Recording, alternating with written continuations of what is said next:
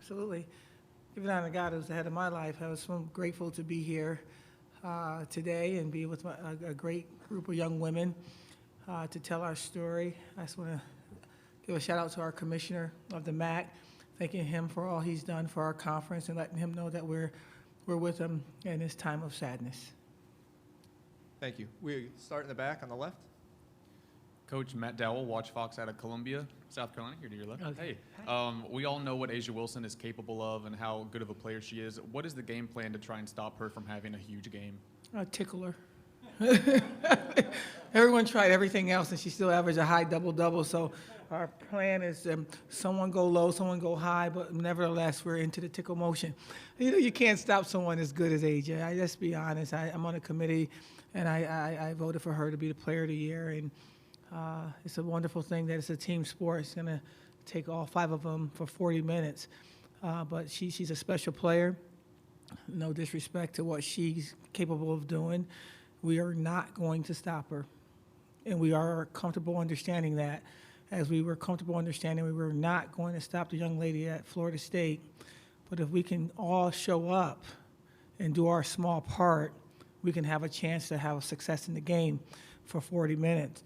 You know, South Carolina is a special team. We have to play them 10 times. I got to lean on the fact that they can probably get us by 9 of them.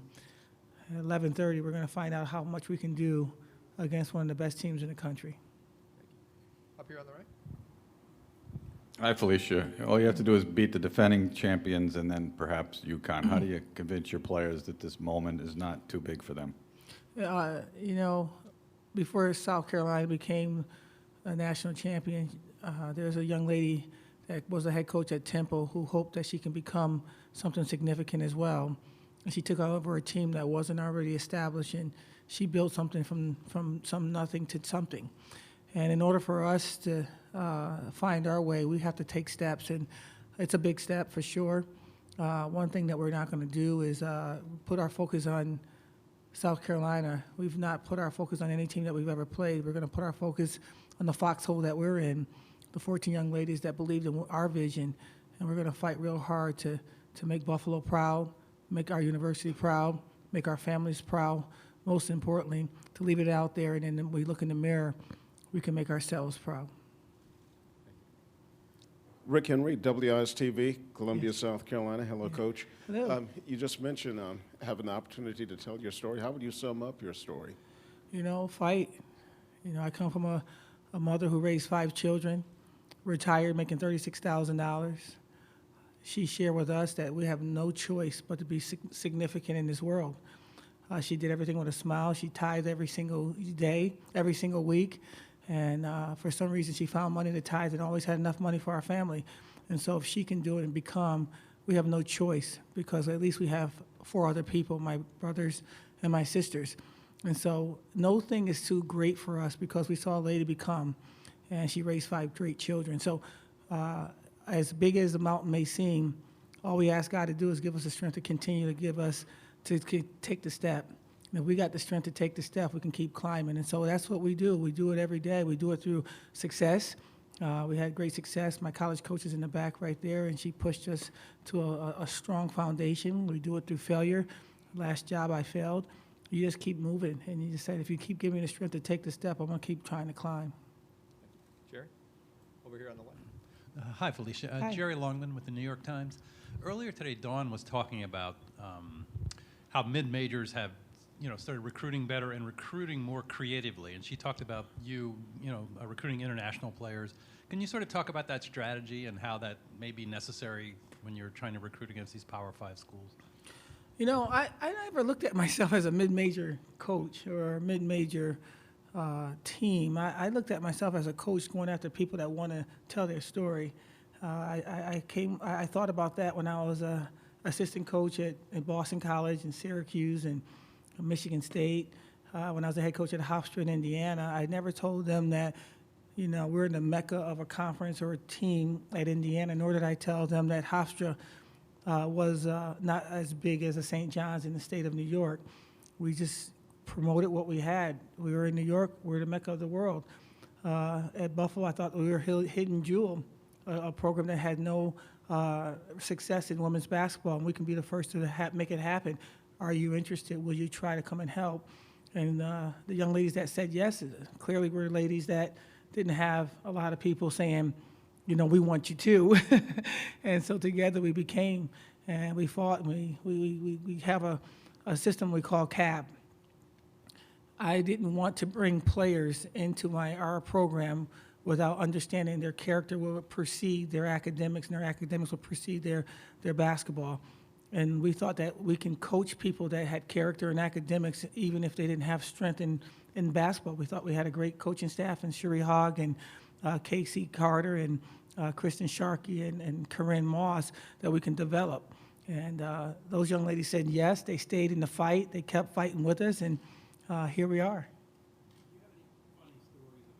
Where Buffalo was, from international players, where Buffalo was and what it was about? Well, you know, I told the truth. I have a coach that isn't always so truthful. Her name is Cherie Cordoba. She was telling the Australians that it didn't snow, you know, and they had a choice. They could have looked and saw that it was snow everywhere. And so, no, she didn't say it snowed. She said it didn't snow a lot. And so when Stephanie and Courtney came for an entire winter, they never knew that we had lakes, little like ponds behind the dormitories. And then, you know, I think around June when the snow melted, they like, we didn't even know it was water out here. So I tell you, I'm good, but you got somebody that's on the fence about truth on my staff, and I'm not going to say her name out loud. Up here to the right. Philadelphia Inquirer again this weekend. I know you and Dawn go way back. You have any good funny stories or whatever from back in the day? I don't, but it's an honor to see you, sir. You've done so much for women's basketball. Thank you for what you do. But to me, Dawn has always been real serious. I don't know her personally, per se. I just know that she's a fighter. I know I watched her as a player when she was at Virginia consistently get to the Final Four. I know that she's a ferocious competitor and winner. And when you're that way all the time, I just never saw her laughing. I just saw her competing, trying to win. Amy? Amy Morris from the Buffalo News. Felicia, with the big moment, and I know you talked about your stories being, you know, fight, but you guys have also talked about being goofy and really enjoying and having fun. How do you balance? How do you balance that this is a big moment, but you also want to have fun and bring that little bit of swagger you guys have? I think our kids call it quirky, you know, because they're so smart. They come up with these words that sound like it's like sophisticated, but if you look at it, it's just silly, and we're quirky. And we laugh hard, we laugh a lot, but they absolutely understand once we cross that blue line on our court, we pay attention totally to what their dreams are. They want to win. They want to tell their story. They want to become WNBA players. They want to play overseas. And, you know, they say that I have two personalities. I'm mom fun and loving, but something happens to me and us when we cross that line and we recognize that we're in the battlefield for something bigger than basketball. It's our story to be told. And so it's just kind of something that happens, and sometimes it doesn't happen, and we just right away get on the line, let's go, let's run. You know, and it's sometimes when we go through drills and they're not going hard enough, I just jump out there and I just show them this is how hard we're going to go. And at 51, in my mind, I'm still thinking that I'm that college player that played for Coach Jacobs and, you know, making some Hall of Fame stuff. My body is telling me, no, I'm up there trying, this is how you make the layup. The layup won't go in. But they get the point that I'm trying to, if it's going to have to be, it's going to be me. And if it's not going to be you want me to come out there and do it? Because I will.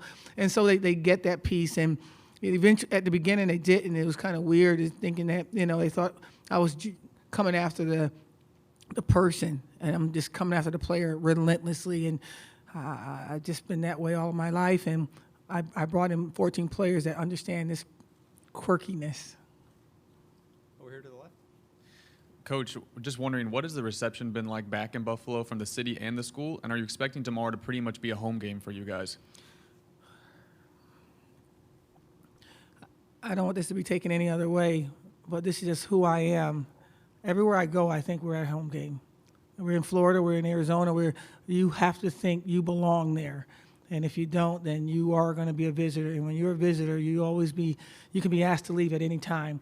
And so when we go there with that understanding, it was really nice to see the governor tweet out that he's proud of what we're doing.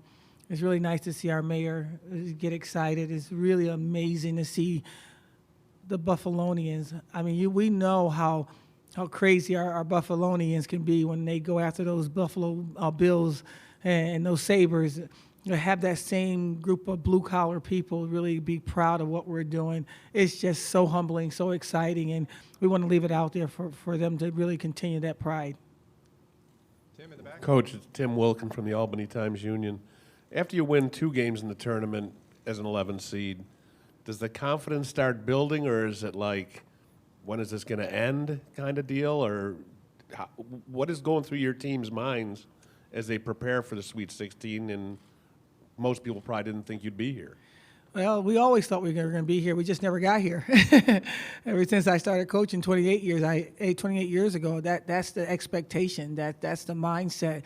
And so many coaches that really have the same kind of mindset. We were blessed to take this another step. But I'm not smart enough to know about 11 and 2 and 3 and 5 and those numbers. That doesn't mean anything when the ball goes in the air. If that's the case, somebody forgot to tell Loyola, on the men's side. Somebody forgot to tell Jim Boeheim. And so we say that, in 40 minutes, anything can happen. And we want something magical to happen. We've been creating magic since June. And our oneness, our sisterhood, our foxhole, our fight, and our stubbornness to quit. The coach pushed so hard, and you get on the barrel and you let it all out of your body.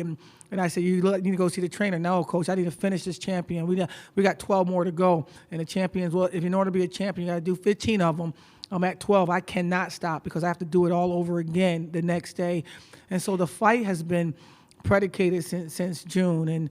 And to think that it's a weirdness that we're winning. We've been winning in preseason. We've been winning in the summer. And the expectation is to win all the time. And if you don't score as more points than the next team, I'm hoping that the win could be something that you look in the mirror and say, you know what? I left it out there. There's nothing else left. And therefore, we continue to win. Over here to the left. So, Coach, my question's kind of following up on that. When you're hearing people calling you guys a Cinderella team, you're not a Cinderella team because you're not winning at the buzzer, and you're, the way you've handled yourselves. Does it irk you, or when you hear you being called that, but you're not? You've proven you're one of the top teams in the country. How does that make you feel? Well, it makes me feel like they saw me dance before. They know I can dance. And I think that's a compliment. I'm teasing. I don't let anybody's expectations of who we are become our significance. It never has before. I've never looked at other people's success and say, oh man, I'm so jealous. Nor did I say there's never going to be a time that we're not going to become, because the work ethic never changed. And so we don't care if no disrespect if somebody think this is a fluke. We don't really get excited if they say, yeah, we should have done this. We just stay locked into our sisterhood and our family. I have 14 great kids that I'm just trying to extend it as long as I can.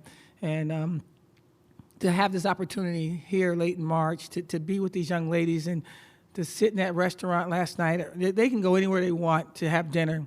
These young ladies want to go to Red Lobster, a chain restaurant. And they sat in that restaurant and they laughed so hard that Sierra and Stephanie are reduced to tears, and everybody just started laughing. Nobody knows what they're laughing at to this day. And I said, Coach, take a picture of this. These are the moments that mean more to me than a ball ever going in the hole. They're never going to remember, how far they went. I don't know how far we've went at Syracuse, but I do know 30 years later, we still get together with our coach in the summer, go on vacation and tell stories that I know for a fact never happened, but we tell them so much it sounds like they did. So that's what I pray for this team, is that they create these stories and these fun times, things that's more important than the ball going in the hole, to remember for the rest of their lives. Doug? Hey, Coach. Doug Feinberg, the AP. I know you've talked a lot about this week about the MAC and you guys in Central Michigan. I mean, it's sort of the hidden gem that no one outside of women's basketball kind of knew how good the MAC was, and here we are having two teams still playing that are doing well in this tournament, and as we said before, aren't just winning at the buzzer, but winning handily on the road. When we lost to Central Michigan in the championship game, and some people thought that we blew it. I'm like, you need to guard Presley for 40 minutes, a kid that can hit half-court shots. And they have Frost, who can rebound with anybody in the country. She can probably jump about 5 inches off the ground. She's 6 feet at best. Her timing on rebound is the best I've ever seen, and that's the strength that I really love into my heart. I'm like, I just hope that people can see what we went through. And I think that Sue would say the same thing about a few of my players and the things that we've done. And to have this opportunity where the world can see us and what we really are about in the MAC conference, including Toledo's, the Ball States, and it's Ohio a couple of years ago who got left out, who were 26 and something and didn't get an at-large bid 4 years ago. I am so grateful that he chose us to tell the story, because we're not really just fighting for Buffalo and saying, look how great Buffalo is. And she's not talking about just Central Michigan. It's an entire MAC conference that we got a guy named Ricky Stokes, who's our commissioner for women's and men's basketball. He played at Virginia, a big-time player. For him to be in the MAC for so many years, he saw something a lot earlier than we did. I think now, I pray that everyone would just take teams and just say, this team's RPI, this body of work, this boom, boom, boom, they belong, because that team without a name on it, oh, it's Buffalo, oh, it's Central Michigan, oh, it's the MAC.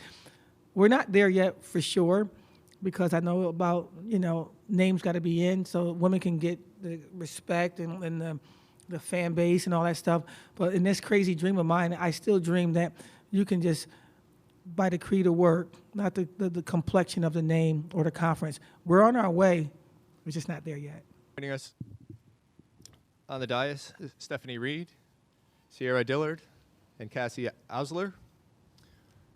We will begin with questions from the media. Ladies, please make sure you're speaking directly into the microphone so that we can pick it up through our webcast as well as within the building. Questions for our student athletes, please. Doug? Hey guys, Doug Feinberg, the Associated Press. For all three of you, I mean, has this sunk in at all that you're in the Sweet 16 now, a chance to move on further? You're playing 4 hours or so from Buffalo. You'll probably have a lot of fans tomorrow. That you're still playing basketball in the middle of March or end of March? I mean, yesterday I was scrolling through, the sports channels, and there's no women's games playing. So I think it hit me then also, because there's no games to be played except the ones we're about to play in. So I think that's pretty cool. Sierra? Well, a little bit. I think after the games of USF and Florida State kind of hit you what you done. But, Coach Jack does an amazing job of keeping your mind focused on, what's going on next. And we just been locked in on playing South Carolina and just focus on Buffalo and focus on what we're going to do to prepare for the game. And Stephanie?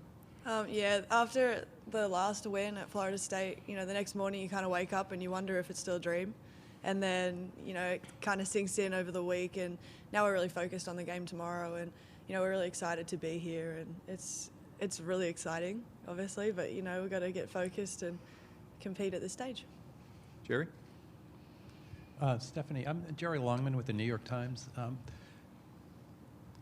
Felicia was talking about how when recruiting international players that her assistant coaches were not always completely truthful with what Buffalo was and how cold it was and snowy. And so I was just wondering if you had a funny story about that. And two, how did you learn about Buffalo and what convinced you to decide to go to school there? Well, firstly on the weather, Coach Cherie. It doesn't snow in Buffalo, apparently. Yep, fun fact for the world. It doesn't snow in Buffalo.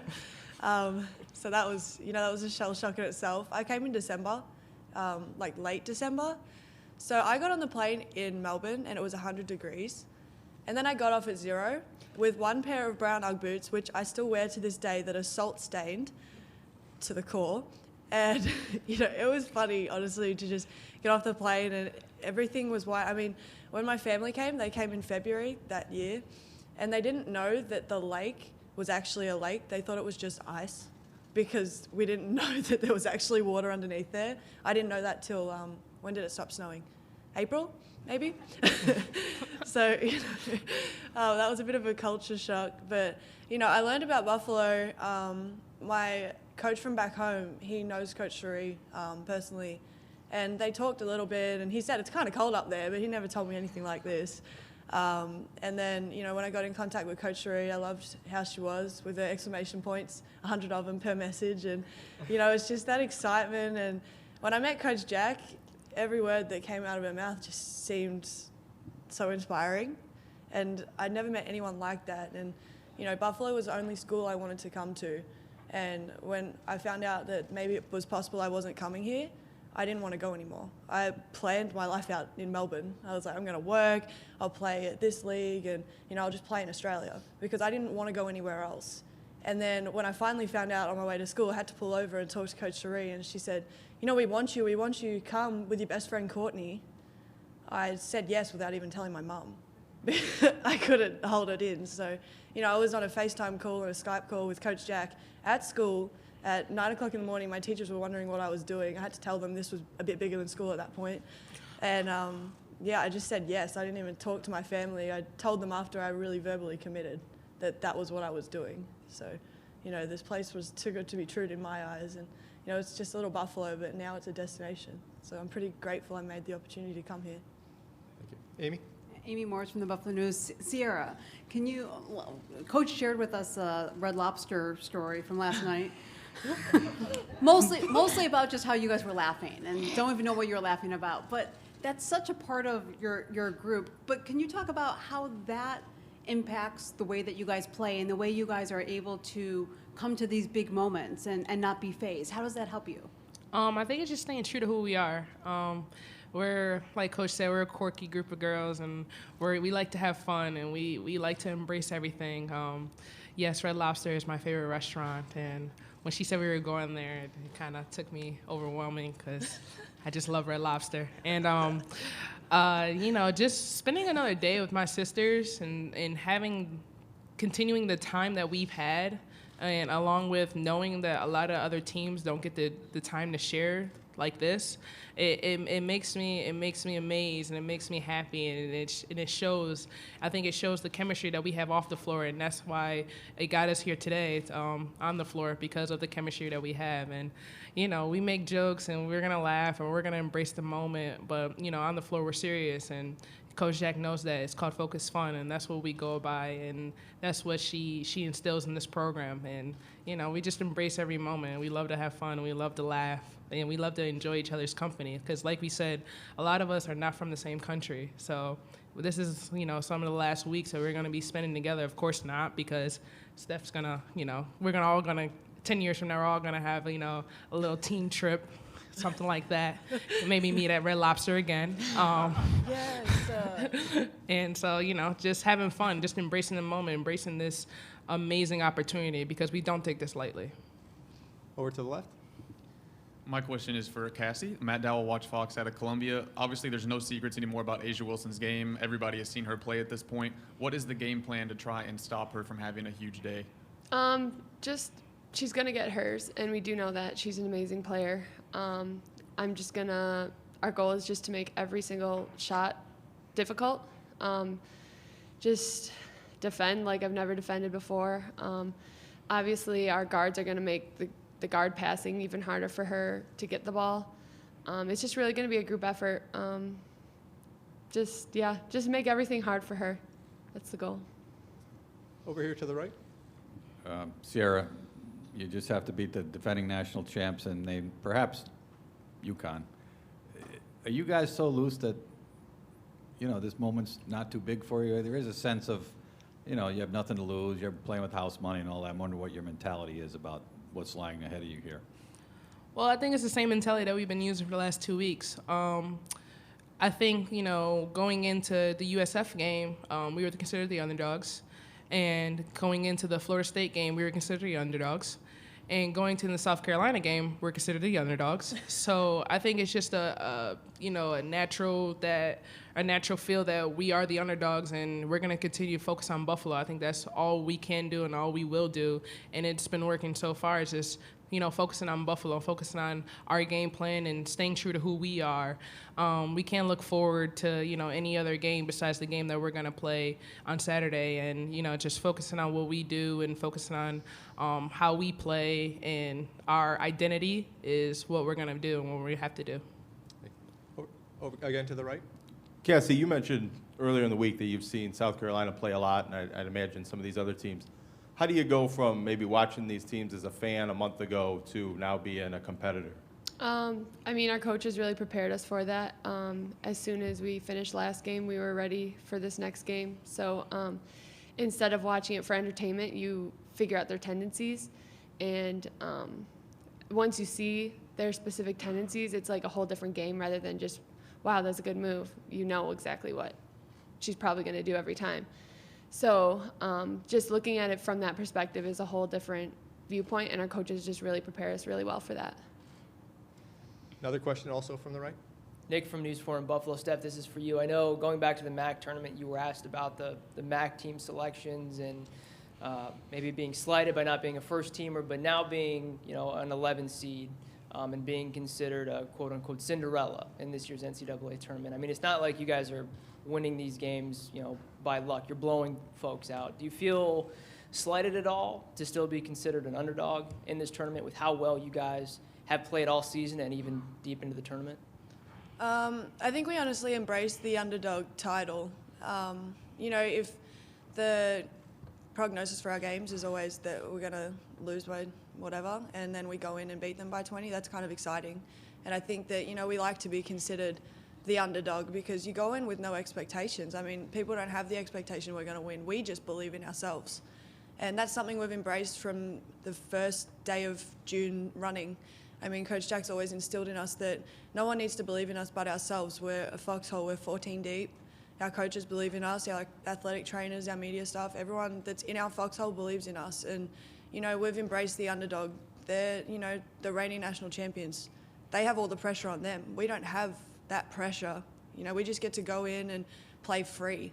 And that's pretty exciting, and that's what we've been doing the last 2 games. There was no expectation for us to win, and we like that. That's okay.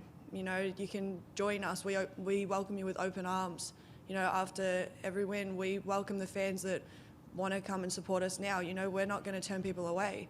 I mean, if you didn't believe in us at first, that's okay, but we're going to keep proving every single day that we're a team that this country should believe in. We're a team that fight for everything that we've had, and we lock our 14 horns and we go in and we fight. And, that underdog title, it's kind of fun because you get to do that without that expectation.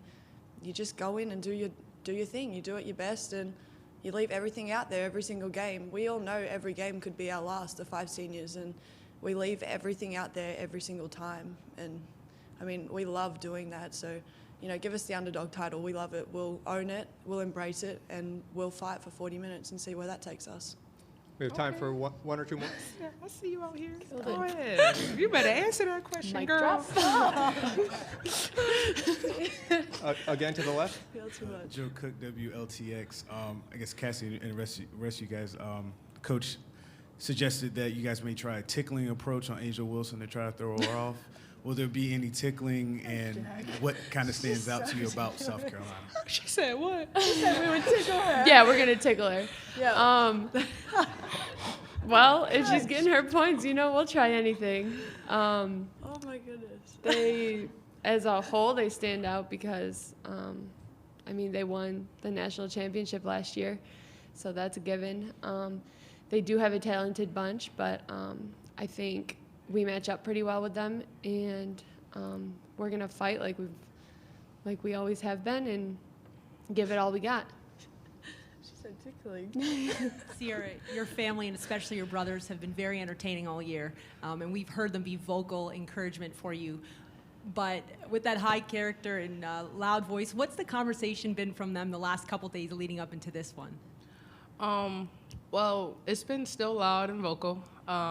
We have a family group chat, and it's been blowing up. It's been crazy with messages, and it's actually during the game where I don't see it until the end, where I just have 300 messages after the game. But it's weird because they're all together. So I don't know why they're texting in the message when it's a watch party at our house together. But no, I have an amazing, amazing support staff, and my family has been everything to me. They're the reason why I play basketball. They're the reason why I actually came back to New York, and I'm able to play in this amazing program, Buffalo. And not just my family, my immediate family of my brothers and my sister and my mom and my god brothers and all those, but Buffalo family itself. We have an amazing support cast, and it's overwhelming sometimes because of how much support that we get from the town of Buffalo, how much we get from around the country who are Buffalo alums, and Buffalo just has just an unbelievable fan of people that just support us without a doubt. And it's great to be able to be a part of that family. It's great to have that support cast where they love the fight that you give. They love the success. They love the amazing people that you are. That's what it is. I think we are able to be who we are as, young ladies, as basketball players, as student athletes, whoever we are, they love that. And I think that's what helped us get here to the Sweet 16. Ladies, thank you very much for joining us. Good luck to you tomorrow. Thank you. Thank you so much. For those with additional media inquiries, please see Louis from the University of Buffalo Sports Information.